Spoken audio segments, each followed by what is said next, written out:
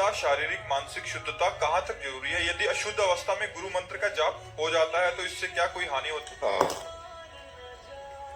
वस्त्र पवित्र होने चाहिए, शरीर पवित्र होना चाहिए, मुख में आचमन करने के बाद ही गुरु मंत्र जपा जाए।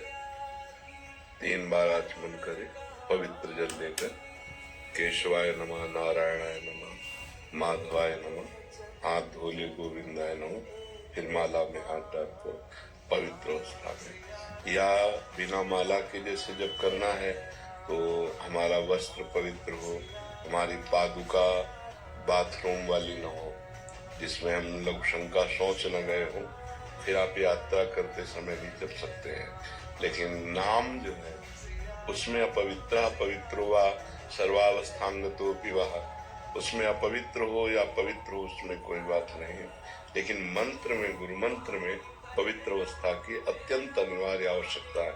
यदि अपवित्र दशा में जपोगे तो हो सकता है तुम्हारी बुद्धि को गिरा भी दे, विपरीत भी ले जाए, काम क्रोध की भी वृद्धि हो सकती है। इसलिए मंत्र को पवित्र अवस्था में ही जपा जाए, जो वैदिक मंत्र है, गुरु मंत्र है, और नाम को हर अवस्था में जपा जाए। नाम जपने में कोई परेशानी नहीं।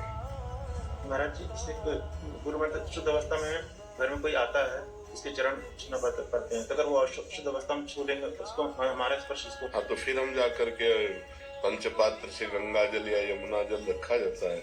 अपवित्र हुआ सर्वावस्थान यह स्मृत पुंडरीकाक्षम स्वाभ्याम तराशति, अपना छिड़क लिया फिर चल गया। ऐसे जैसे माँ है और उसका छोटा बच्चा है और वो बार बार शौच करता है, उसको शौच को फेंकना है, वो बार बार नहाएगी थोड़ी, बार बार कपड़ा थोड़ी धोएगी, हाथ धोया और जल छिड़क लिया, अपने भजन में लगे। जी, 1-2 प्रश्न इसमें और आते हैं महाराज जी। जैसे मंत्र का अभ्यास कर रहे हैं तो क्या वो एकदम बाथरूम में गए, यद्यपि नाम चलना चाहिए, 1-2 बार ऐसे निकल गया तो उसमें कोई अपराध नहीं। अभ्यास वसात जो हो रहा है वो बात अलग है, जानबूझकर हम नहीं, फिर से याद आया तो फिर नाम। हाँ बिल्कुल, उसमें कोई अपराध नहीं। महाराज जी, एक और था, जैसे किसी की सेवा में संलग्न है, मतलब जैसे कोई वृद्ध की सेवा कर रहे हैं, उस समय आप मंत्र जप सकते हैं।